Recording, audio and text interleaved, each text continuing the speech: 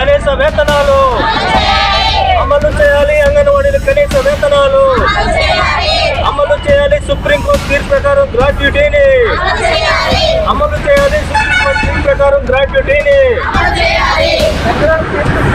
ఇవ్వాలి.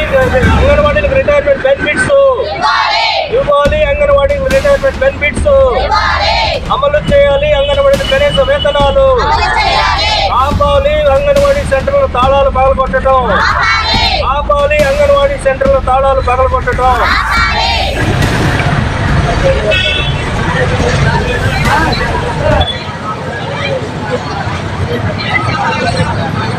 గత 4 రోజుల నుండి అంగన్వాడీ వర్కర్లు, హెల్పర్సు నిరవధిక సమ్మె చేస్తున్నారు. ఈ సమ్మె అంగన్వాడీలు కోరుకున్న సమ్మె కాదు. ప్రభుత్వం ఎన్నికలకు ముందు అంటే అధికారంలో రాకముందు తెలంగాణ కంటే అదనంగా అంగన్వాడీలకి నేను 1000 రూపాయలు అదనంగా వేతనం పెంచుతానని చెప్పి హామీ ఇచ్చింది. ఆ ఇచ్చినటువంటి హామీని అమలు చేయమని చెప్పి గత 4.5 సంవత్సరాలుగా అంగన్వాడీలు అనేక విజ్ఞప్తులు ఈ ప్రభుత్వం దృష్టికి అనేక సార్లు తీసుకెళ్లారు. కానీ ఈ ప్రభుత్వం గడిచామని పెట్టింది. చివరికి గత్యంతరం లేక 4.5 సంవత్సరాల తర్వాత ఈ డిమాండ్స్ని అమలు చేయాలని చెప్పి నిరవధిక సమ్మెకి చేస్తామని చెప్పి గత నెలలోనే ప్రభుత్వానికి సమ్మె నోటీస్ ఇవ్వడం జరిగింది. మరి ఈ నెల 11వ తారీఖున ప్రభుత్వం అంగన్వాడీ యూనియన్ చర్చలకు పిలిచింది. చర్చలకు పిలిచి కనీస వేతనం ముఖ్యమైనటువంటి డిమాండ్ కనీస వేతనం సంగతి గురించి మాట్లాడకుండా సుప్రీంకోర్టు తీర్పు ప్రకారం గ్రాట్యుటీని అమలు చేయమని చెప్పి అడుగుతుంటే దాని గురించి మాట్లాడకుండా కేవలం ఆర్థిక సంబంధం లేనటువంటి విషయాలను కొన్ని పరిష్కరిస్తామని చెప్పి చెప్పింది. ప్రధానమైన డిమాండ్లు జీతం పెంపు లేకుండా గ్రాట్యుటీ అమలు చేయకుండా మేము సమ్మెని విరమించమని చెప్పి అంగన్వాడీల సమ్మెని కొనసాగిస్తూ ఉన్నారు.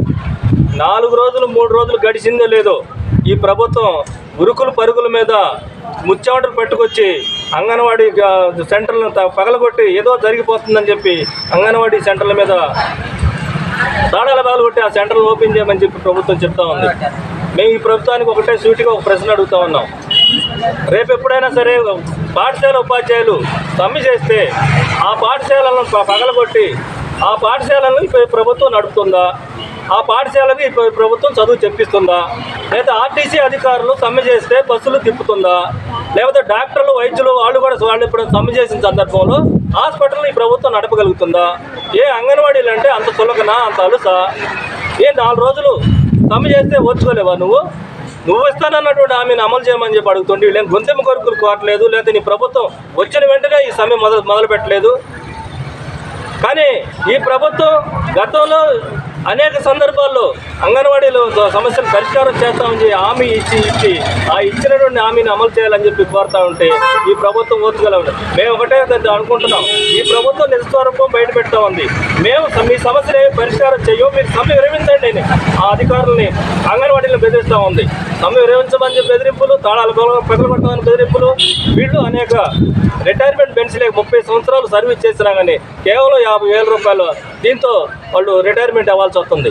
కనీసం ఇప్పుడు 20,000 ప్రభుత్వంలో ఉన్నటువంటి ఆఖరి ఉద్యోగి కూడా 20,000 రూపాయలు పిఆర్సీ ప్రకారం ఇస్తూ ఉన్నారు. 20,000 రూపాయల ఉద్యోగి ఇప్పుడున్నటువంటి జీతం ప్రకారం గ్రాట్యుటీ అమలు చేసినా కానీ వీళ్ళకి 2 లక్షల రూపాయల గ్రాట్యుటీ వస్తుంది. కానీ ఈ ప్రభుత్వం రిటైర్మెంట్ కేవలం 1,00,000 రూపాయలు ఇచ్చి మీరు సమ్మె విరమించండి అని చెప్తుంది. విరమించబోతే బెదిరింపులు దిగి మిమ్మల్ని ఊస్టింగ్ చేసేస్తామని చెప్పి మొత్తం అందరూ గర్యాదులైనట్లుగా తీసేస్తామని చెప్పి బెదిరింపులు పాల్పడుతుంది. ఇట్లాంటి బెదిరింపులకి అంగన్వాడీ యూనియన్ భయపడిన చరిత్రే లేదు.